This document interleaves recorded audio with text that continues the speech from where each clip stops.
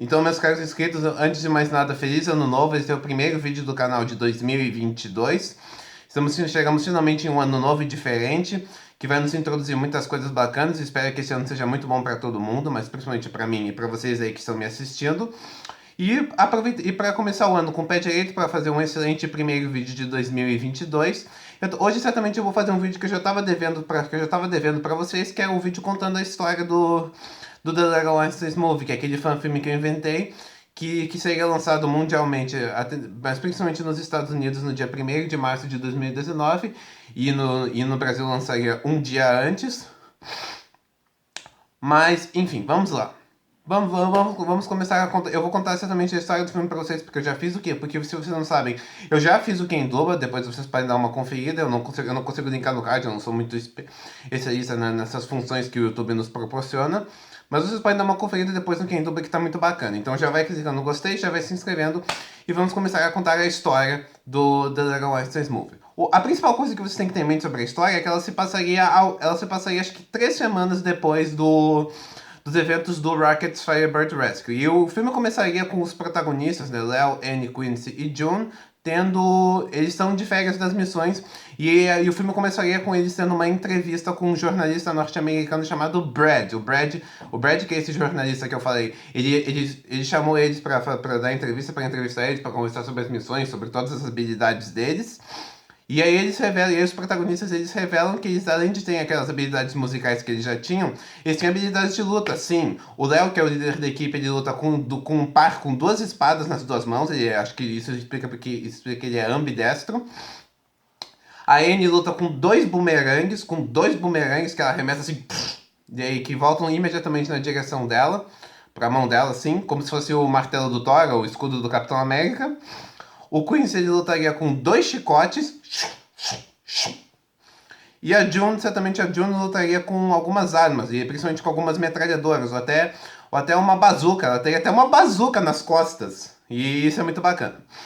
Mas enfim, e aí depois da entrevista, a Anne acaba ouvindo um barulho misterioso no beco e ela fala assim: peraí, pessoal, vocês vão pra casa, eu vou verificar isso. E quando ela entra no beco pra verificar o que estava acontecendo, ela acaba encontrando o Fênix, que é o vilão do filme, que seria o grande vilão do filme.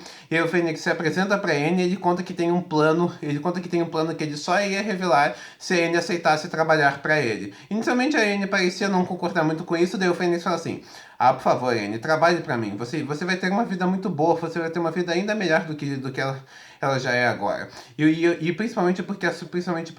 porque o seu irmão e seus amigos vão se voltar contra a única coisa pela qual eles não conseguem lidar. Daí a Anne pergunta: que é o quê? Daí o Fênix fala: você, um pouco semelhante da primeira conversa, da primeira cena de interação da Cypher e Dominic Toretto no Velozes e Furiosos 8. É bem semelhante, isso ia ser uma grande referência feita pela Walt Disney. E aí, então, no fundo, acaba aceitando, e aí o Fênix acaba colocando um dispositivo aqui no pescoço dela que acaba dando ela múltiplos poderes e múltiplas habilidades, e que acaba colocando ela também em um controle mental, que acaba controlando ela mentalmente. E o Fênix teria o acesso a todas as habilidades dela.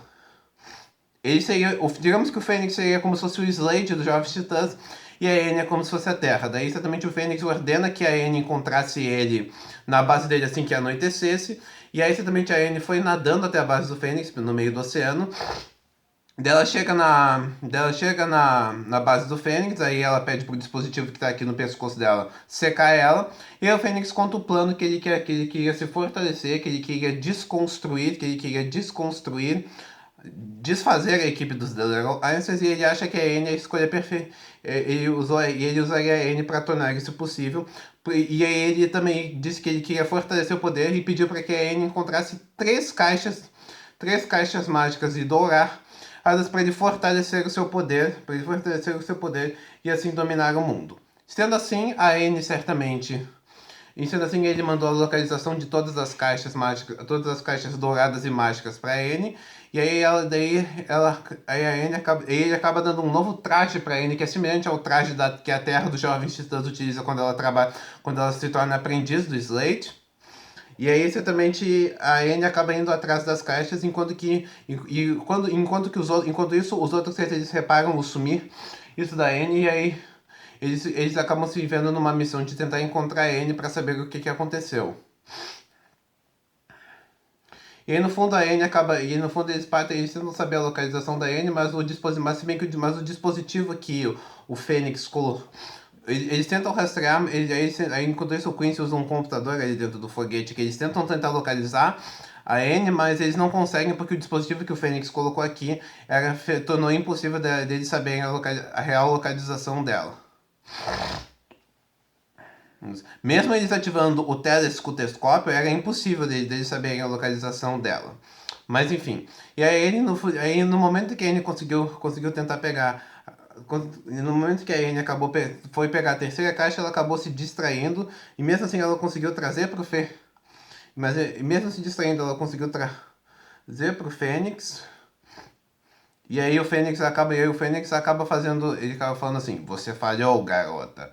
Eu ordenei que você pegasse todas as caixas sem cometer nenhum erro. E olha só o que você fez."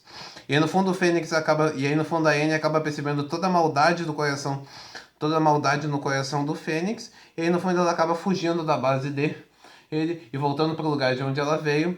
E aí ela acaba se sentando num banco que fica ali numa praia.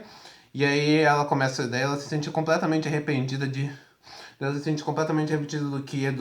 que ela mesma fez, do que ela fez ela mesma passar e do que ela fez os outros três passarem. E de tão arrependida que ela estava se sentindo, ela começou a chorar. E aí no fundo, e no fundo, os outros três acabam escutando um bip. Eles ativam o telescopio e conseguem localizar a Anne. E eles vão até onde ela estava para saber o que aconteceu. E no fundo a Anne acaba explicando tudo o que aconteceu. E aí eles acabam bolando um plano para a Anne acaba contando sobre o Fênix, que ela tinha trabalhado para ele em segredo, sem com que eles soubessem. E eles acabam bolando um plano para derrotar o vilão. E o plano era o seguinte: inicialmente o foguete ia estar equipado com uma bazuca que nem a bazuca da June, e eles iriam destruir a base do Fênix. Sendo assim, a June ia usar umas granadas para tentar deixar o Fênix distraído, e a Anne certamente iria usar um bumerangue para deixar ele tonto. Daí o Quincy certamente iria pegar o Fênix, usar os chicotes dele para pegar o Fênix pelo pescoço, deixando assim, oh! E aí o Léo certamente ia passar por baixo dele e enfiar a espada, e assim eles iam derrotar. E no fundo, o plano acaba dando certo, eles acabam vencendo o Fênix, e aí a Anne acaba pedindo desculpas por não ter contado que ela tinha trabalhado para ele. E aí no fundo o Léo acaba perdoando ela, dizendo que erra, e o Léo acaba perdoando ela, o Quincy e a June acabam perdoando ela, e o que o filme tenta nos transmitir o filme nos mostra que a gente tem que saber lidar com as consequências dos nossos atos, e ele nos ensina também a lidar e aprender com os nossos erros. Isso é muito bacana, é um filme com uma mensagem muito bacana. Ana.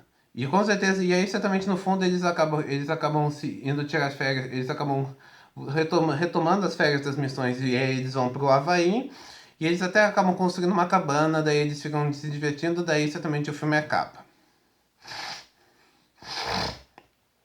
Daí certamente o filme acaba com uma música muito bacana nos créditos finais. E por sinal o elenco, se você for ver o filme num cinema brasileiro, ia aparecer o elenco brasileiro. Tipo assim, elenco, daí aparece N. Bianca Salgueiro, Léo Luciano Monteiro. Ia ser bem assim, isso já aconteceu muito em alguns filmes.